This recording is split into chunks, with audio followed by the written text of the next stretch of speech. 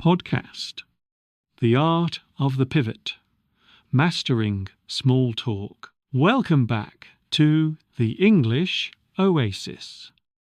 We are officially kicking off Season 2.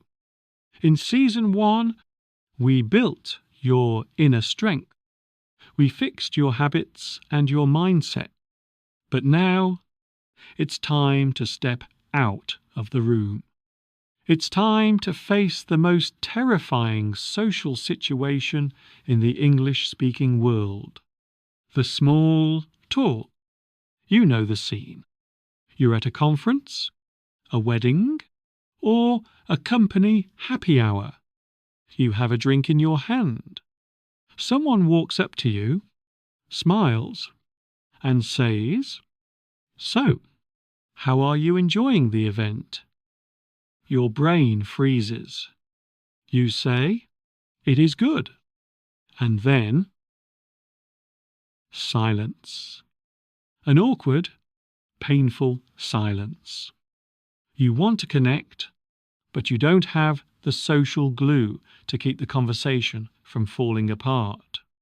Today, we follow the story of Leo and how he learned that small talk isn't about shallow talk. It's about the art of the pivot. Part 1. The Human Calculator. Leo was a Senior Data Analyst. He loved English technical manuals. He could explain complex algorithms for hours, as long as he had a whiteboard and a specific problem to solve. But the moment the whiteboard was gone and the topic shifted to the weather or weekend plans, Leo's English crashed. He was a human calculator. He believed that communication was only for exchanging information. If there was no data to exchange, why talk? He viewed small talk as a waste of time, a boring ritual of empty words.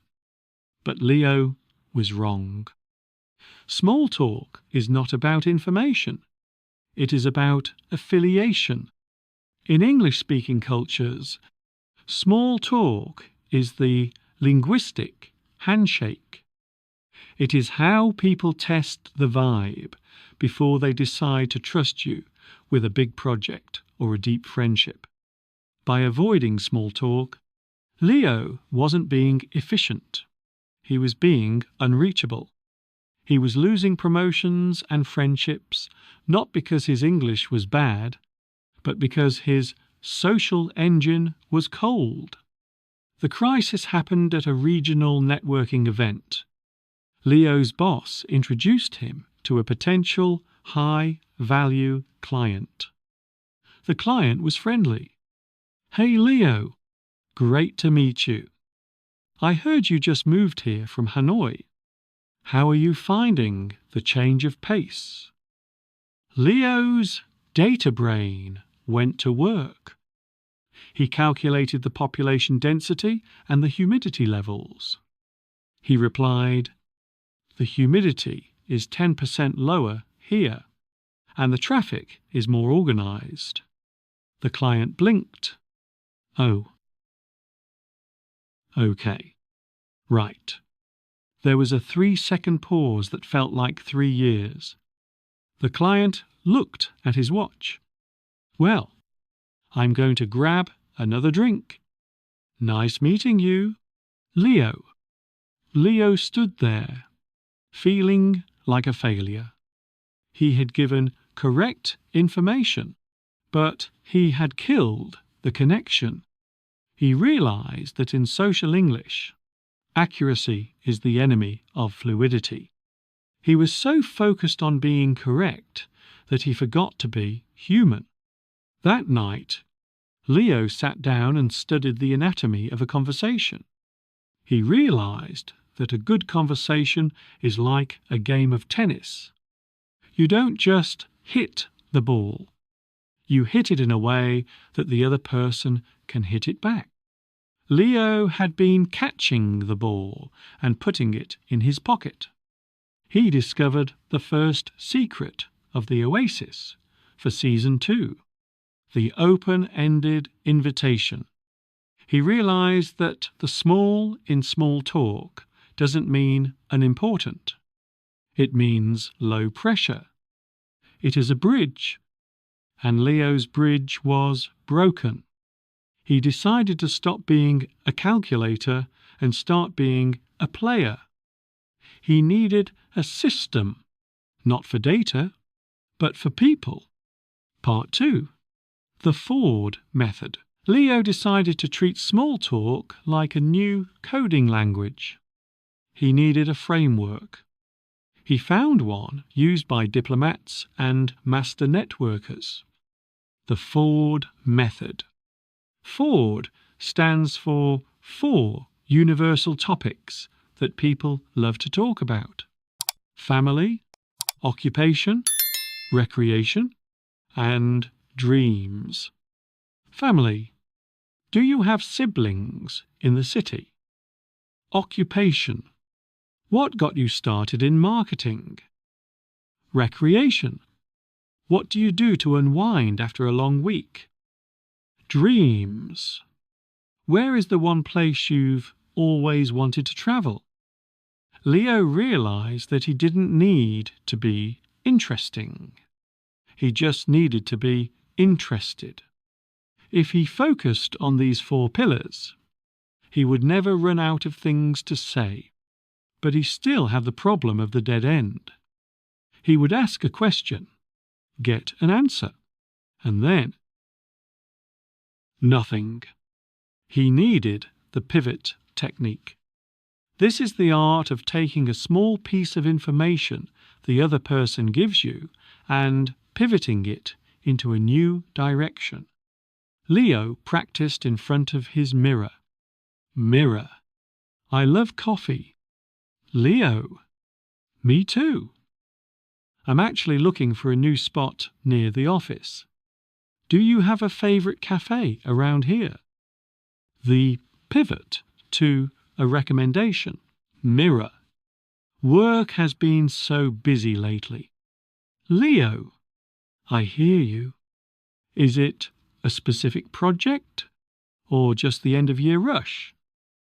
The pivot to a specific detail. He was learning to listen for keywords.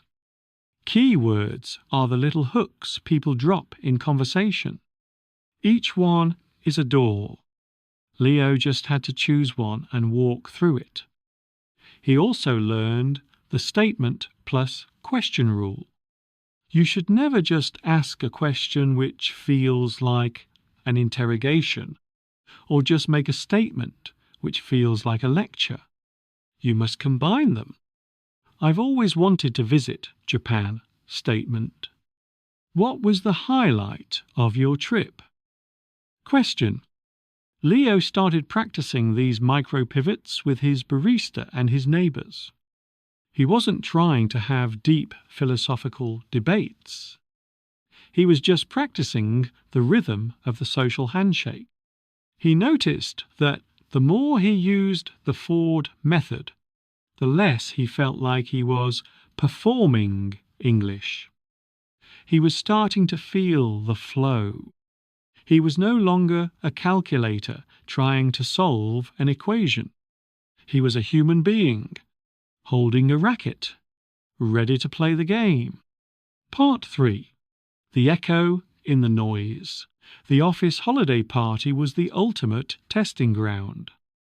In the past, Leo would have hovered near the buffet table, intensely studying the cheese platter to avoid eye contact. But tonight, he had a mission. He wasn't there to eat. He was there to pivot. He spotted a colleague from the legal department, Sarah, standing alone near the drinks. Leo felt the old information brain try to take over. It wanted to tell her about the new data privacy laws he'd been reading. But Leo stopped. He triggered the Ford system. Hi, Sarah. How's your evening going? Leo asked. Oh, hi, Leo. It's okay.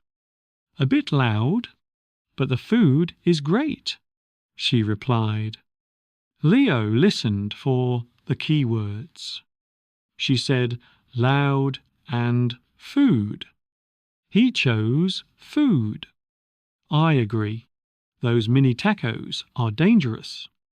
Are you a big fan of Mexican food? Or do you prefer something else? Actually, I'm more of a sushi person, Sarah said, her eyes lighting up a little. I just got back from a trip to Vancouver, and the seafood there spoiled me. Bingo. Keyword. Vancouver. Keyword. Trip. Leo realized he didn't know much about Vancouver. He felt a flash of panic. If he didn't know the facts, how could he keep the conversation going? Then he remembered the echo technique, also known as reflective listening. It is simple. When you don't know what to say, you repeat the last 2 to 3 words the other person said. Spoiled you? Leo echoed, tilting his head slightly. Yeah, Sarah continued enthusiastically.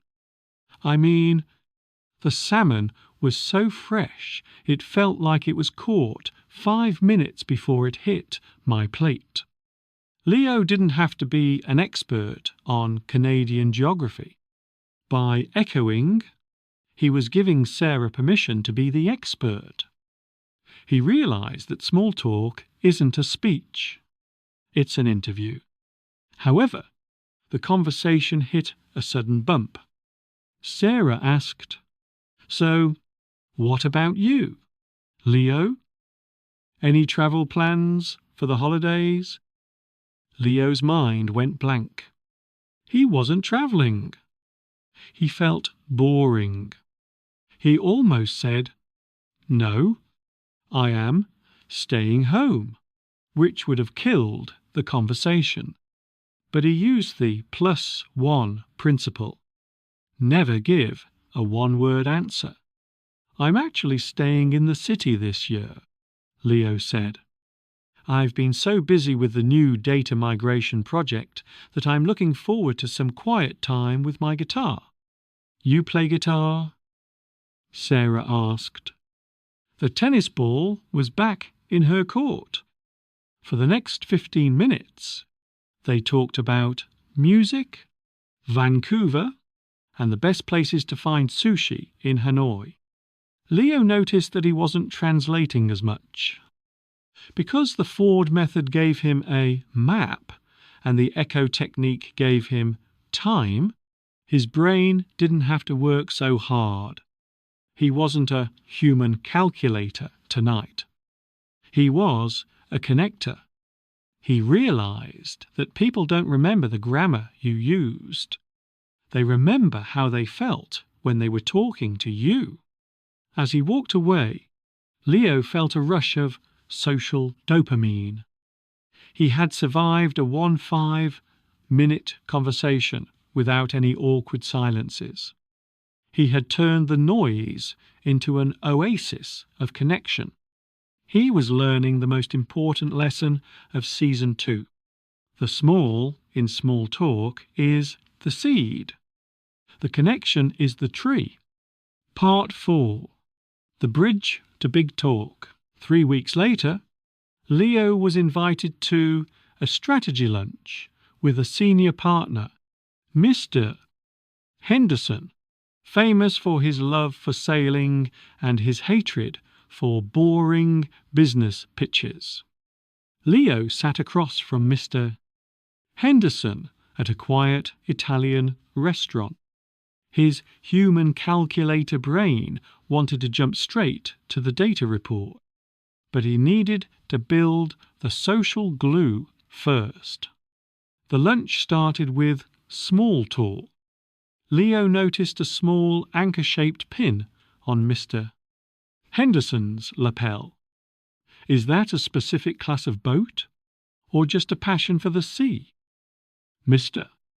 Henderson spent the next 10 minutes talking about his weekend trips. Leo used the echo technique and the +1 principle. The rapport was high. They were laughing. But then Leo felt the pivot point approaching. He couldn't talk about sailing for the whole hour. He needed to get to the big talk, the reason they were actually there. Leo used a technique called the relevant segue. A segue is a smooth transition that connects two unrelated topics using a thematic thread. It's fascinating how you describe reading the wind to adjust your course, Leo said. It actually reminds me of what we've been seeing in the Q3 market data. We've had to adjust our sales quite a bit because the consumer trends shifted so suddenly. Have you noticed that volatility in your sector as well? Boom. The bridge was built. Mr.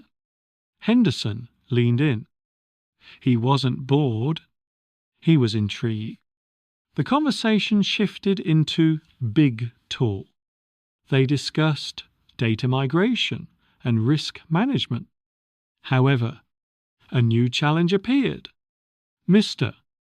Henderson used complex idiomatic English like swinging for the fences.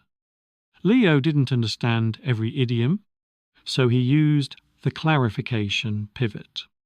When you say swinging for the fences in this context, do you mean taking a high-risk approach for a big win, or just increasing the budget?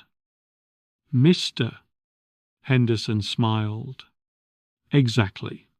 Leo. By the end of the lunch, they had built a partnership. Mr. Henderson shook Leo's hand. You know, Leo, it's rare to find an analyst who can actually hold a conversation. Leo walked out feeling 10 feet tall. He realized that English is the language of business, but small talk is the language of the businessman. He had successfully used the bridge to move from the oasis of rapport to the world of professional influence. He was no longer just a guy who calculated data. Part 5. The networking ecosystem. Leo's success wasn't a one-time fluke. It was the result of a system. But a great conversation is just a seed. In the professional world, small talk continues long after you leave. Leo realized he needed to master the digital pivot. This is the art of moving a face-to-face connection into a digital space like LinkedIn without losing the warmth. The day after the lunch, Leo sent a strategic email. He used the shared hook technique. He referenced a specific detail. I spent the evening looking into that sailing route you mentioned. By mentioning the sailing route, Leo was signaling that he didn't just hear the business talk, he heard the human. He was building a networking ecosystem. To help you build your own ecosystem, let's look at the 3 pillars Leo used. 1. The notice and note habit. 2. Low-stakes visibility. And 3. Mastering the group pivot. Whenever he met someone, he would jot down one forward detail. Sarah, legal. Loves sushi. Visited Vancouver. When he saw them again, he would start at level 2. Leo learned the value of micro check-ins. If he saw an article about sailing technology, he would send it to Mr. Henderson. Saw this and thought of our conversation last week. Finally, Leo faced the hardest social challenge. The group circle. He used the wingman strategy. Instead of trying to dominate, he focused on bringing people in. By the end of the year, Leo's life had changed. He was still a Senior Data Analyst, but his shell had cracked open. He was now the person people wanted on their teams.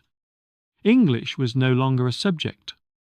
It was a social currency. The Ford method gave him currency, the echo technique gave him rhythm, and the bridge gave him direction.